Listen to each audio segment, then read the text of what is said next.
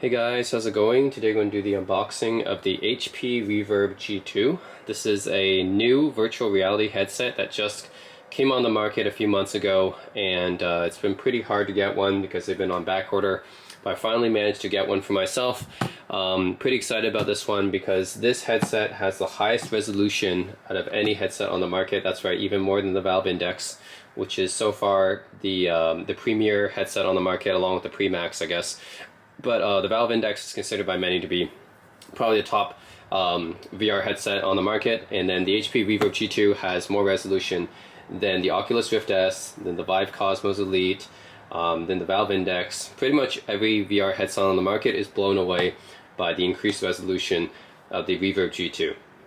So the main advantage, like I said, of the Reverb G2 is the increased resolution of 2160 by 2160 resolution per eye. Now these are still LCD panels, they're not OLED panels, but still that's a huge upgrade over my old Oculus Rift S, which only had a resolution of 1080 by 1200 per eye. This one massively upgraded, 2160 by 2160 per eye. Should be very, very significant.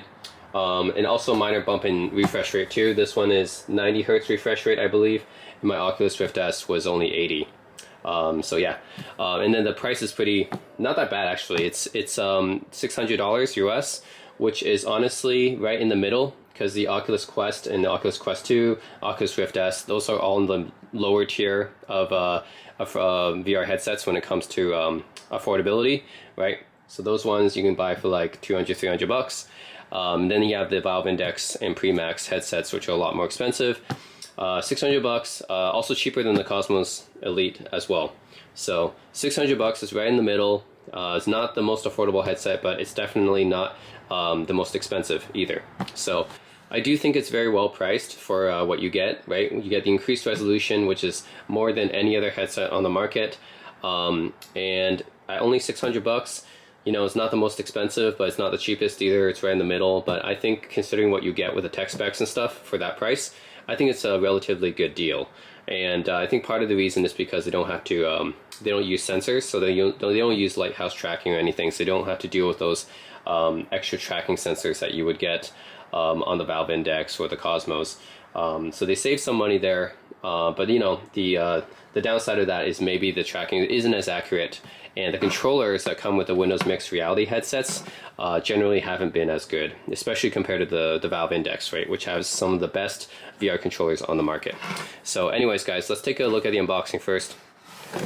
So yeah, the reason I got this one, I just want to check out the headset as a considerable upgrade for my Oculus Rift S, and as well as my Valve Index as well, because I found that the Valve Index is a little bit too heavy.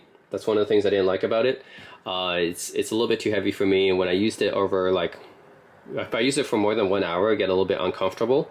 Although I do like the controllers. I like the Valve Index Knuckles controllers, those are really good. But just, yeah, I can't use it for very long, so I went back to the Oculus Rift S. And now, of course, I want to try out the HP Reverb G2, because this one should be pretty light, and it is. It's actually, okay, compared to this is my Rift S right here, right? So compared to my Rift S, the Reverb might be a little bit lighter than my Rift S, which is a good thing, right? Because my Rift S was actually fairly comfortable. It wasn't too heavy like the Valve Index was.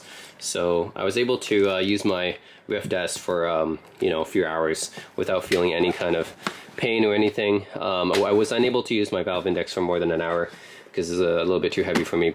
But the Rift S was a lot more comfortable for me. So yeah, I'm glad to say that the HP Reverb G2, from what it feels like, is it's a little bit lighter than the Rift S, which is really good, because the Rift S was actually a good weight to begin with. Alright, so what else is in the box?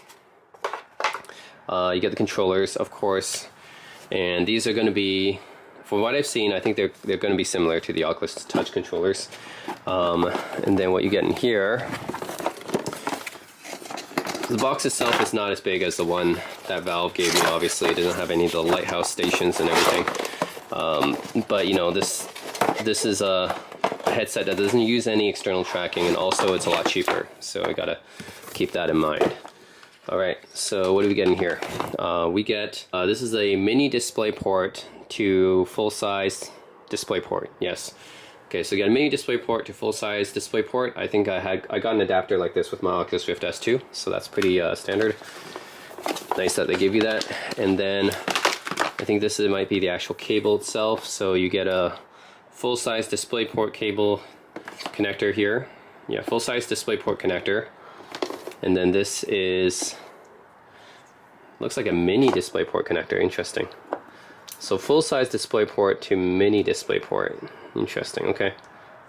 Yeah, I don't see mini display port all that often, but that's what this cable is. And then there's a third cable here, which is the USB-C. Okay, USB-C, mini display port, full size display port. Okay, interesting. And then this has to be connected to the headset, I'm guessing, and also powered as well. And then this small package here is you can see on the label here, USB-A to USB-C adapter. So that's what it is, USB-A to USB-C. And this, batteries, I'm guessing, feels like batteries. Might be for the controllers, because when it comes to Oculus Touch style controllers, it's not rechargeable. You gotta use AA batteries for those. Oh, come on. Okay. So I'm guessing, yep, they are batteries. Okay, so yeah, I get AA batteries. Yeah, so these are for the controllers, yeah. So if you're doing Oculus Touch controllers, they take AA's. They're not rechargeable. And then this is the power. So the power brick is right here, and it's a special barrel plug connector. So, yep, thing to write home about there, that's pretty standard. So I can connect that to that cable, I'm guessing. Oh yeah, so it comes with the instructions, of course, which is up here. And I think this should be just the standard quick start guide stuff. So here it is, yeah, the warranty, HP support. Yeah, I mean, I don't think it should be too different to set up for my Oculus Rift S, because it looks like this headset is fairly similar to my Oculus Rift S, unlike the Valve Index. The Valve Index is more similar to the Cosmos, right, with the external tracking. But the HP Reverb and the other mixed reality headsets look fairly similar to my Rift S. So, all right, guys, I'm gonna do. Okay, so the controllers now.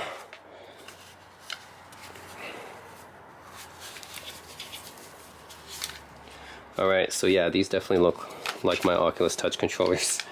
Except they don't look as well built. I mean, they don't feel as well built. A little bit too plasticky. So I've heard from different reviews that the Windows mixed reality controllers are probably the worst part about them. I mean, Windows mixed reality headsets are usually pretty good value, pretty good deal, just like the HP Reverb is. But the quality of controllers are definitely probably the worst thing about them. Right? Not to say that these controllers, they don't seem bad or anything. It's just definitely a step down in quality, even compared to my Oculus Touch. So I'll show you my Oculus Touch controllers right here, right?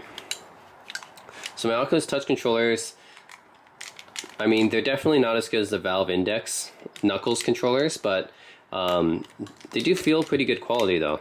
They feel pretty solid, and the buttons and everything pretty nice to press, and they feel pretty solid. But the Windows mixed reality controllers though, they feel like a little bit cheaper, right? They just feel a little bit cheaper, which is unfortunate. I mean, they're definitely usable. It's just, it's like the difference between, if I can explain it like this, it's like the difference between a first-party controller and a third-party controller, right? So these feel like, for example, like Nintendo Switch controllers, right? These feel like controllers made by Nintendo, a first party, right? Whereas these controllers feel like they're made by a third party, like Mad Catz or something. That's the best analogy I can give, is that these feel like third party controllers, whereas my Oculus Touch controllers feel like first party controllers. Like, that's the difference, I feel, right? Like, these aren't bad, it's just, it feels like a noticeable step down in quality. It feels like, just, it feels cheaper, that's all. So yeah, the controllers are definitely the weak point of the HP Reverb G2, and I think they have to cut the cost somewhere, right? I mean, $600, so I'm guessing they have to cut the cost somewhere. They spent all the money on the headset itself, and the controllers is kind of like, they kind of just cheaped out a little bit on those. But, you know, I'm guessing you can also use your own controllers. If you have the Valve Knuckles controllers, the Index controllers, I think you can also use them with the HP Reverb G2, so it's not a huge loss. The main important thing about the G2 is the headset itself, right? So this is a Reverb G2. Just like the Oculus Rift S, it uses inside-out tracking, so no lighthouse sensors, no external sensors or anything, which is nice for people who have a small apartment like me, right? If you find you don't have enough space to put your external sensors and stuff, definitely the inside-out tracking is more convenient for us, right? And then for people who are new to VR as well, although those people will probably just pick up a wireless headset like the Vive Pro or the Oculus Quest 2, right? Those are probably for the new VR users. And then for users who want to experience PC games, but we don't have enough space in our apartment, you know, these kind of headsets, the inside-out tracking is probably more convenient for us. And then for people who really have the space, then the Valve Index and Cosmos with those tracking stations, probably better because they're more accurate for tracking. Yeah, so you get these really high resolution displays here. Like I said, 2160 by 2160 is no joke, right? Compared to the 1080 by 1200 on my Oculus Rift S, like that's like quadruple the resolution. So yeah, there's no comparison. The HP Reverb G2 has a much higher resolution, so I can't wait to try it out and see just how sharp things are. And then these come with speakers here, just like the first generation Oculus Rift. I did have the first generation as well, right? My Rift S doesn't have these speakers because the speakers itself is actually embedded inside here. You can't really see them. But the speakers here do look better, right? Because they're like the Rift S weak point is like the speakers, right? And they're not like that good. But the HP Reverb G2 speakers, they look very similar to the ones on the Valve Index headset. So these should be pretty decent speakers, right? Well, from what I've heard, they are the same speakers as the Valve Index ones. It's just their microphone is not as good as the Valve Index, but that's fine too. I mean, as long as the microphone is usable, then that's okay. It's the speakers that I care a little bit more about than the microphone. So that's good that they're as good as the Valve Index ones. All right, so then you get the diopter adjustment for the eyes. That's pretty normal for these headsets. And then, yeah, we got sensors here. I don't see any place where you can plug in a headphone. Doesn't look like it supports that. Because on the Rift S, you have a headphone jack. You can actually plug in your own headphones and IEMs. You don't really get that on here. I don't think the Valve Index had that either, so it's just a nitpick. Although I think these speakers, if they're as good as the ones on the Valve Index, that should be good enough, because the Valve Index is some of the best speakers in a headset. So if these ones are just as good, then that's fine. I think I won't be missing that too much. And that's pretty much it. It's a pretty light headset. And you can adjust it like this, up and down. It does not use the knob at the back, which the Valve Index and the Oculus Rift S uses. It doesn't have this knob at the back. So you just have to, yeah, it doesn't seem it has anything like that. Okay, it has this headband up here. So the mechanism for adjusting that might be just the headband or these Velcro straps at the side. Okay, that's a little bit disappointing. I mean, I like to have the knob. It's more convenient, right? Yeah, that's pretty much it. There's nothing else here. There's definitely not as many features on this headset as like the Valve Index, but it's fair. I mean, it looks like HP put most of their resources on the display, right? On the insides and the internals display, which, you know, I can't wait to try out to see how much the increased resolution helps. But that's where most of the money is going to. The rest of the headset seems fairly sparse, pretty simple. Controllers, like I said, feel a little bit cheap. They're just usable, that's all. But they're not the best VR controllers, they're just usable. And it's fairly light. I like the fact that it's pretty light compared to my Rift. Yeah, they're roughly about the same actually. They're roughly actually almost about the same. So yeah, if you're comfortable with the Rift S, which I am, then the HP Reverb G2 should be around the same weight. Yeah, it's definitely pretty light, which is a good thing, right? Because for me, comfort is pretty important when you're playing like the social VR games, which I do, right? I play VR chat I play a Sansar, Neos VR, you know, all these different social VR apps, All Space VR, right? Those kind of VR apps are not just games. Like games you can maybe play for like 30 minutes or something. Those VR social apps though, you're in there for like hours, right? So you really want a headset that's comfortable first and foremost, right? Which is why the Valve Index didn't really fit me, because although I like the controllers, I like the specs and everything, the field of view was really good, but if I can't use it for more than an hour and if I feel uncomfortable after an hour, then, you know, what's the point, right? So the Oculus Rift S, at least I could use it for more than an hour, even though the specs aren't as good.